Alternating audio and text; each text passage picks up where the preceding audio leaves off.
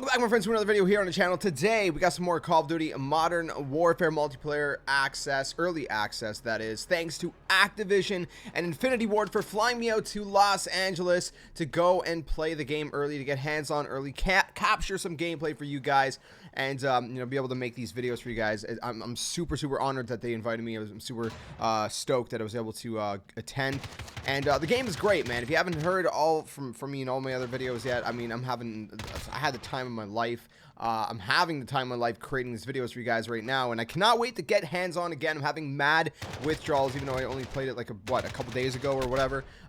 It's brutal, man. I just want to play it again. I just really want to play it again. Anyways, this video we're gonna be covering things like perks, equipment, something called field upgrades.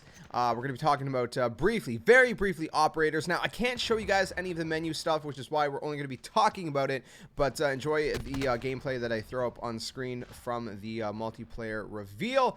And anyways, let's quickly touch on operators first. So we kind of talked about operators before, but I do want to quickly stress the fact that they're purely cosmetic. They're just different kind of characters that you can choose from. They all look different. There's different races. There's dudes. There's girls. There's different body builds. I guess they're wearing different kind of gear. They look different. They're just cosmetic, and there's nothing crazy like clowns and gingerbread men and stuff like that. It's all purely authentic, gritty, real life kind of stuff. They're really aiming to make this game more realistic as far as real war kind of goes, right? Kind of the way we felt maybe back in the day with Modern Warfare 2 and 3 and those kind of games. It felt more of like a real world kind of thing, but they actually want to make it even more authentic and more kind of relatable to the real world, even deeper than that, which, we'll talk about that more in the future, but, they really want this to be authentic. They don't want it to be like some crazy kind of whatever. They want it to be what we've been hoping Call of Duty would go back to again, like it was back in the day with the Modern Warfare games, but, more, even more realistic than that, even more authentic than that, which is really exciting stuff. Again, if you pre-order some of the special editions for Modern Warfare, you get 3 special operator packs, like the ghillie suit, the crew expendable suit, and the war pig suit. So it's just like, again, it's all purely cosmetic. They are not specialists. I cannot stress that enough. They're not specialists.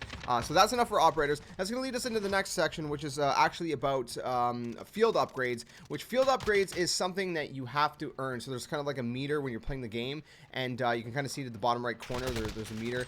In my gameplay, most of my gameplay, I think, or all of my gameplay I captured, I was using stopping power rounds as my field upgrade, and there's a meter, and once it fills up, you push L1 and R1 to activate it. If you're playing on PS4, that is, or whatever the buttons are, if you're on PC or Xbox One or whatever.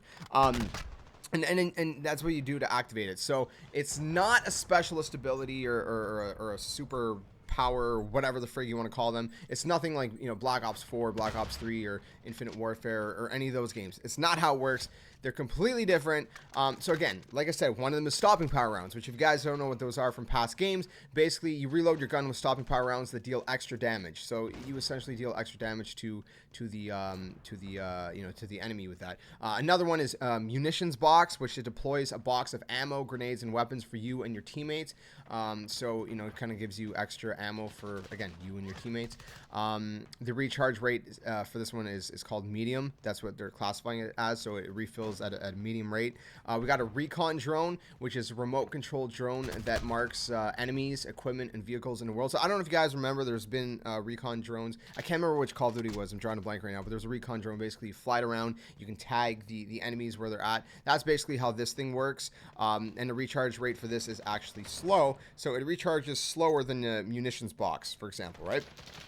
The next one would be the stopping power rounds, which I already talked about, which the recharge rate is slow. The one after that is the trophy system. So the trophy system is not under equipment, it's actually under field upgrades, which is, again, deployable. It's a deployable thing that you put down. It's a defense system that destroys up to 3 nearby pieces of equipment and projectiles. And the recharge rate for the trophy system is fast. Now this one I found very interesting. I thought this would have been under equipment, but it's not, which is the tactical insertion, which I guess makes sense. You can't just spam the tac insert like as much as you want. There's a limit to it. The recharge rate is fast though, so you get it fairly quickly. It marks location as your next spawn point if you guys don't know how attack inserts work. And then the final one, which is the deployable cover. Again, I don't know if these are all the ones that are going to be in the final game. This is just all the ones that were in our build. This is what the deployable cover is: portable, rapidly deployable ballistic cover, and the recharge rate for this is fast as well. There's actually, you can activate a pro. You can activate like a pro slot, which I guess gives you a second one. So for example, I had stopping power and I had the recon drone. So when I filled up my meter and I pushed L1 and R1 in the game, it let me choose. It was like, do you want to use stopping power or do you want to use the recon drone? So there is that option as well, which is really cool. So that's what field upgrades are.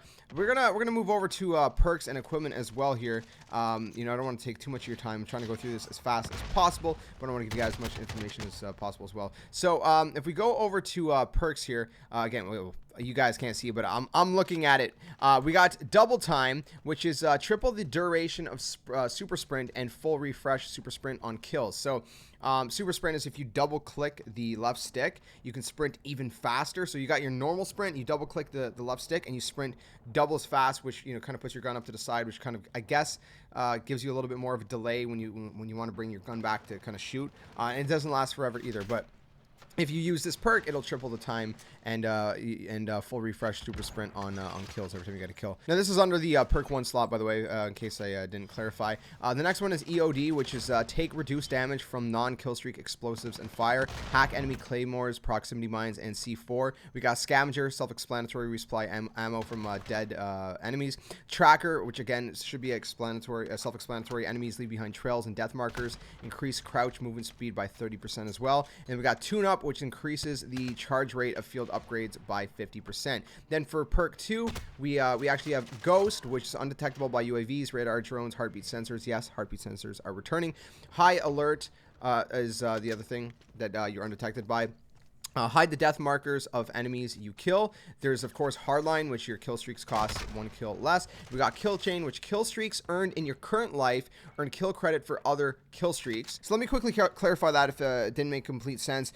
So basically in a game like MW2, for example, if you got kills with, say, like a Harrier Strike or Chopper Gun or whatever kill streak you got kills with, those kills would add on to your next kill streak. It doesn't work like that in this game unless you have the Kill Chain perk equipped. Does that make sense? So it is in the game, thankfully, but it's under a perk, which I guess makes it a little bit more fair and balanced and all that good stuff. The next one under perk 2 is Overkill, which is carry 2 primary weapons. And we have Restock, which recharge equipment over 30 seconds.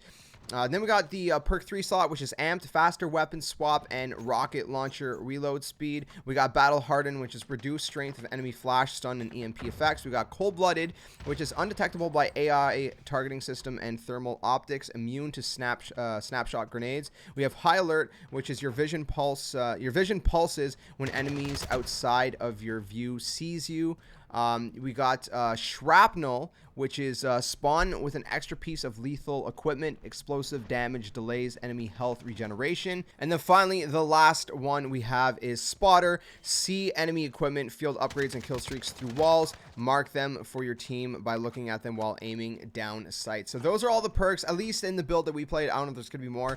I mean, it seems like those are all the perks. I mean, there's a good amount there. I don't see why there'd be more, but who knows. All right, so moving on to the equipment. If we go to lethal, we have the frag grenade, which again is self-explanatory, the Semtex, the Molotov cocktail, the Claymore, the throwing knife. We have the C4. We have thermite, which again, if you guys don't know what thermite is, it burns fiercely for a short while after impact, sticks to all surfaces. And the proximity mine, which is pressure triggered mine, that's the pressure triggered explosive that deals heavy damage to vehicles. So that'd be especially good if there's people in your lobby that get something like a tank, or if you're playing 20 versus 20 that has, things like ATVs and stuff like that.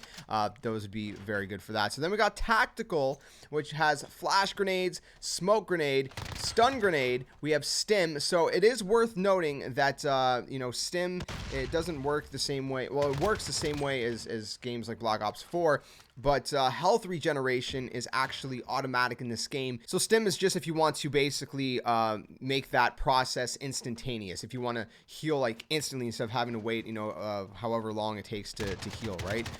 So again, I gotta stress the fact You don't have to manually heal in this game. Stim is only if you want to make your guy heal right away. Otherwise, you know, healing is automatic in this game.